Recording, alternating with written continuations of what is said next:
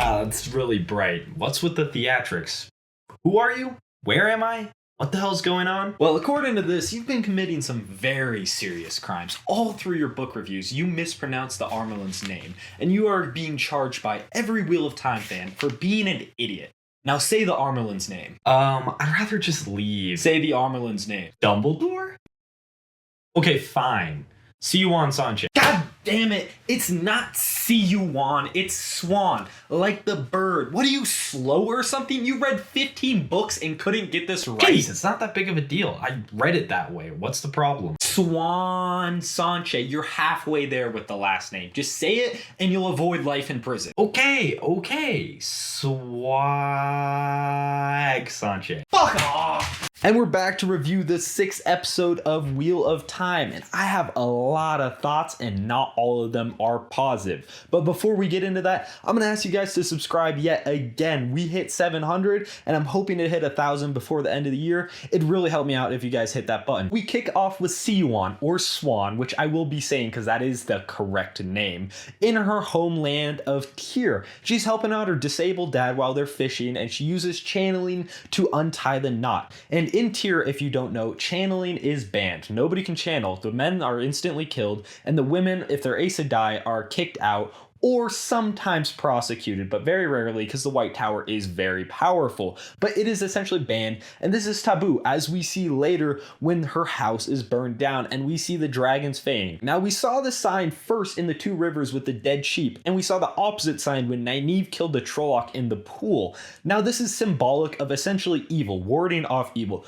These people are scared of young Swan because she is a channeler, and Tyr has a lot of prejudice against anybody that can touch the One Power. So she sets off on her own. I'm gonna assume she's gonna go to a bigger harbor and like has money to get a ship, because pulling her way from Tyr to the White Tower, that's not very fun. I also like the addition of the tattoos. I cannot remember if they are in the books, but it does add that cultural depth and differentiates the different cities and different lands from each other. Now, back in present day, we kick it off in the Hall of the Sitters. This is where all the top dogs of the Ajas assemble. The first order of business we have to address before anything else is how uncomfortable and inconvenient Swan's dress looks. Like, my god, that thing is bulky as hell. Also, in the books, the Amyrlin just wears a stole that's essentially a rainbow and whatever color dress they want. And I think that would have been a better subtle touch. We see later that her outfits are more muted when she's in private, but I wish they at least included the stole, as it is semi-important in certain moments of the books. The first actual important thing to happen in the hall is the trial of Logain, posthumously essentially, because he has already been stilled.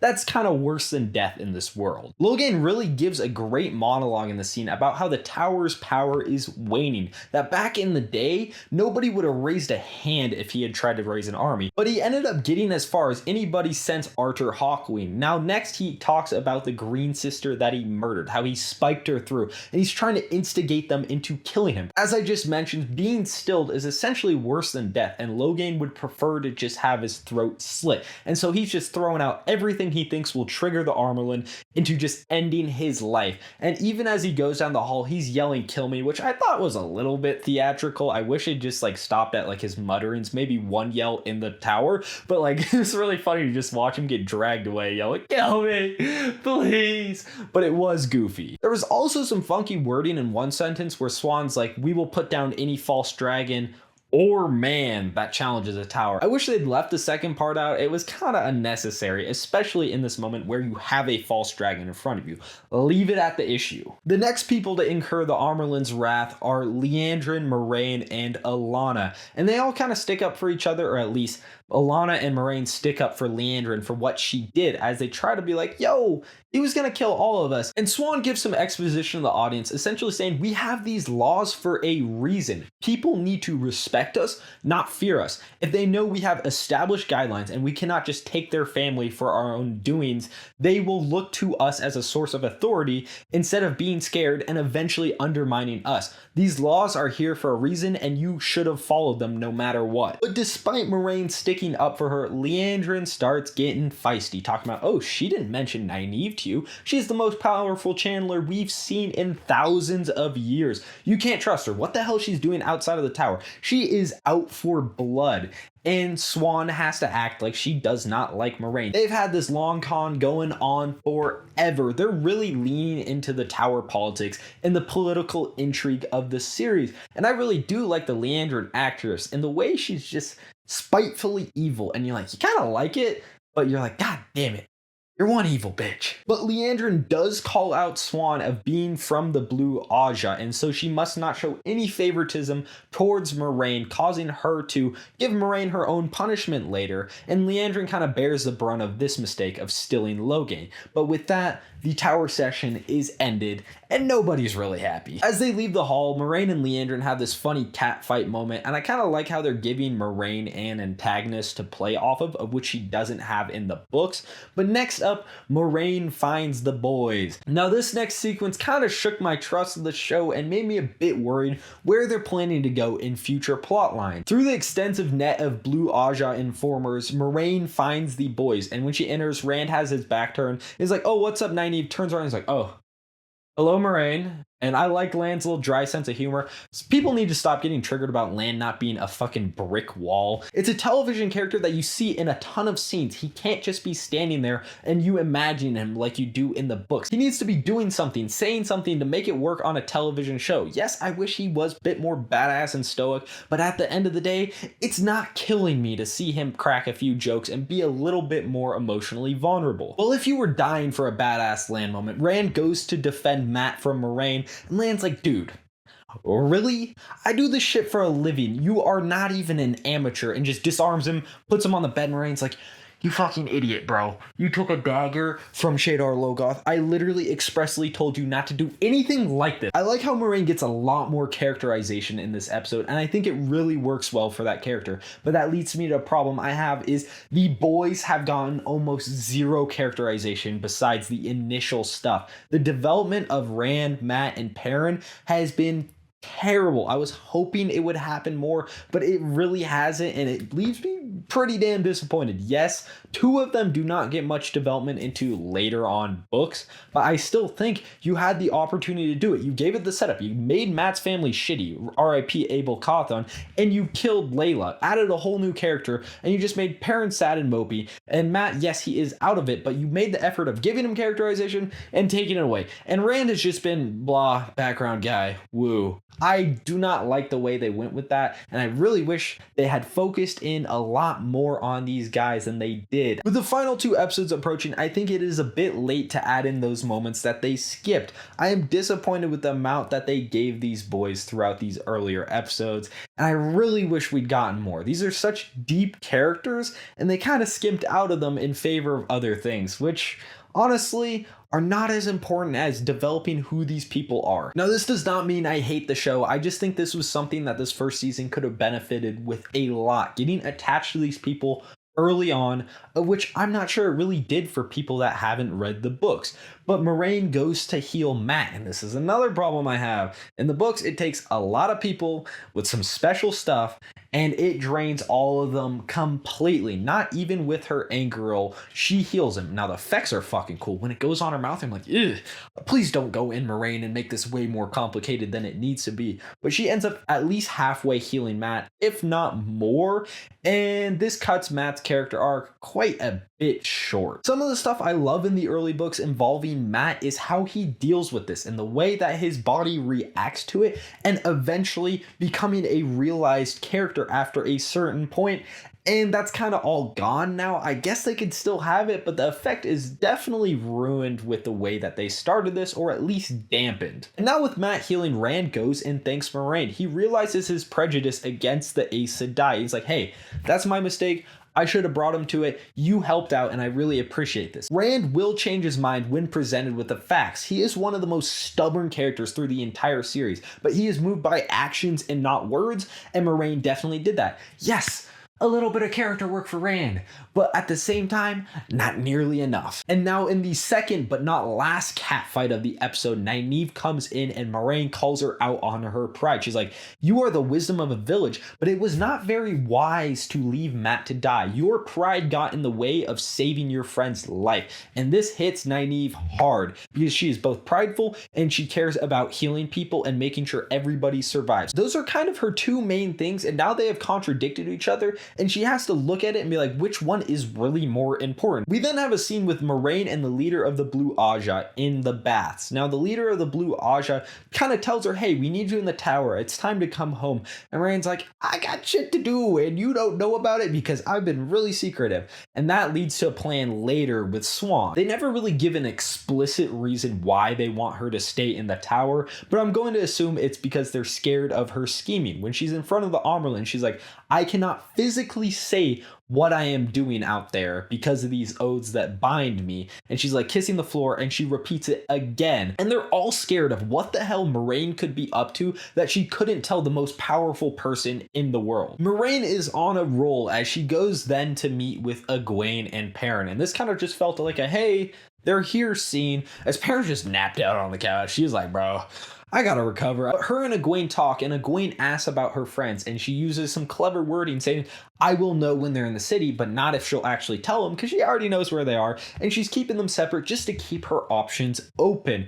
And they also talk about Perrin perhaps being the dragon, and what happened with the wolves. But a problem I have with this is she mentioned the yellow Aja for Perrin's back, but not something much more serious and magical in the darkness with inside Mat. She's like, I got that, but oh, Perrin, you got cut up? Oh, I can't do anything about that. That's another problem, is Moiraine is way too competent at healing. There's a whole entire Aja specializing in this. Some people don't even have the talent to do it at all. They're just kind of generalizing it and taking away some of that depth. But moving on, Moiraine is chilling on a balcony, biding her time. The next scene adds some more depth into the warder Aes Sedai relationship, talking about the bond and how an Aes Sedai can mask the bond so the warder can't tell where they are or what they're feeling at the time. And as we see later on, it's so Lan doesn't get a little peek into sexy time. The scene was a fine way to drop some exposition about how that works, but it did feel a bit clunky when the dialogue contradicted itself when he's like, why are you masking the bond? And Lan says, give my love to her, which is definitely not in his character. He's not my grandmother. And so I wish they'd left it out. I'm fine with the dry humor or him just talking more in general, but something like that doesn't really fit with him. Moiraine then enters the painting, which turns out to be an Angreal, or a type of magical object, and meets with Siuan. They have some frisky dialogue and some other frisky stuff before we jump to them talking about the main plot. Now, if you couldn't tell by the lesbian action, the Amyrlin does not hate Moiraine, and she knows about the dragon search. When Moiraine was like, I cannot tell you, she's like, yeah, I know exactly why you cannot tell me. But they talk about the dragon and the prophecies and the unreliable narrator, that these prophecies are hundreds of thousands of years old. We may not know what they actually mean. And they mention the dragon being split into 5, and I really hope they don't do that. I'm just going to tell you right now, there's one dragon. There's not 5.